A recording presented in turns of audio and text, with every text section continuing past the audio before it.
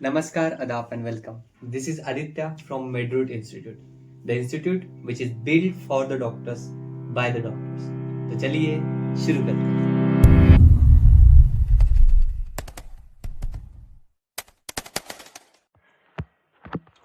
Hi guys, आज हम बात करने वाले हैं 5 मिनट 5 मार्क्स के अपने सीरीज के अगले टॉपिक के बारे में. And topic is from towards green energy. Let's see. Towards green energy में जैसे कि मैंने तुम्हें जब इम्पोर्टेंट क्वेश्चंस के बारे में बताया था, तो मैंने बताया था कि टुवर्ड्स ग्रीन एनर्जी से हर बार एक क्यू साइंटिफिक रीजन फिक्स आता है. क्यू साइंटिफिक रीजन के फॉर्म में आए या आंसर द फॉलोइंग के फॉर्म में.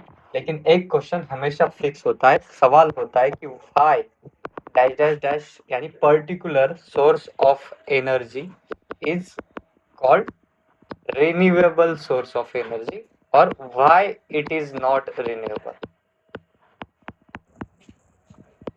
या तो रिन्यूएबल आएगा या तो नॉन रिन्यूएबल आएगा. क्यों रिन्यूएबल कहते ये आएगा या क्यों रिन्यूएबल नहीं कहते ये आएगा. या फिर पूछा जाएगा why this source of energy is called clean energy. तो इसमें से अगर कुछ भी सवाल आता है, अगर पूछा जाता है कि क्लीन एनर्जी किसको कहते हैं बताओ, या फिर रिन्यूएबल एनर्जी ही क्यों कहते हैं, या क्यों इसको क्लीन एनर्जी कहते हैं, ऐसे सवाल आते हैं, तो उसके लिए हमारे पास एक कॉमन फॉर्मेट है. एक कॉमन फॉर्मेट है जो अगर हाइड्रो इलेक्ट्रिक के लिए भी अप्लाई होता है, सोलर के लिए भी अप्लाई होता है और विंड के लिए भी अप्लाई होता है. तो यहाँ से अगर ये सवाल 3 मार्क को या 5 मार्क को भी आता है, तो तुम्हारे जितने मार्क्स को आता है उतने मार्क्स फिक्स है. और मैं बता रहा हूँ हर साल अलग अलग मेथड से सिमिलर क्वेश्चन पूछा जाता है. तो इस फॉर्मेट को अपनी नोटबुक पेन लेके बैठो, इस फॉर्मेट को देखो, लिख लो और रटो. इसी फॉर्मेट को तुम्हारे मार्क्स फिक्स है. देखो बता क्या रहे हैं कि दिस सोर्स पे क्या लिखना है तुम्हें, जो भी होगा हाइड्रो इलेक्ट्रिक या वाइंड, तो wind source of energy is called clean energy because it generates electricity without burning fossil fuels.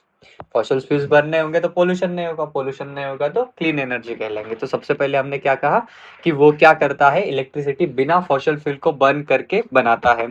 दूसरा, during its operation it does not release harmful gases such as carbon dioxide, sulfur dioxide और nitrogen oxides. जब भी वो हम उस process से जब fuel बनाते हैं तो वो करते समय वो कोई भी गैसेस को, हार्मफुल गैसेस को रिलीज नहीं करता, जैसे कोल बर्निंग में होता है वगैरह वगैरह, into the atmosphere. Therefore it does not cause air pollution, global warming और acid rain, जो कि बाकी सोर्सेस ऑफ एनर्जी के क्या है, साइड इफेक्ट्स एक तरीके से है, डिसएडवांटेज एक तरीके से है कि वो क्या करवाते हैं, एयर पोल्यूशन, ग्लोबल वार्मिंग या एसिड रेन करवाते हैं, जो कि ये नहीं करवाता. So it uses natural resources such as sunlight, wind और फ्लोइंग वाटर. तो ये जो रिसोर्सेज यूज कर रहा है एनर्जी को प्रोड्यूस करने के लिए, ये नेचुरल है, जैसे जैसे कि सनलाइट, विंड और फ्लोइंग वाटर सॉरी. तो सर क्या जो फॉसिल फ्यूल्स है ये नेचुरल नहीं है? ये भी नेचुरल है. आगे देख, which are continuously replenish by nature.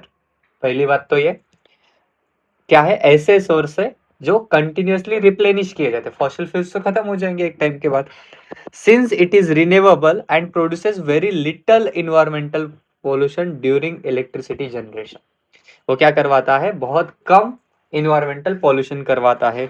That's why it is consider environment friendly and sustainable source of energy.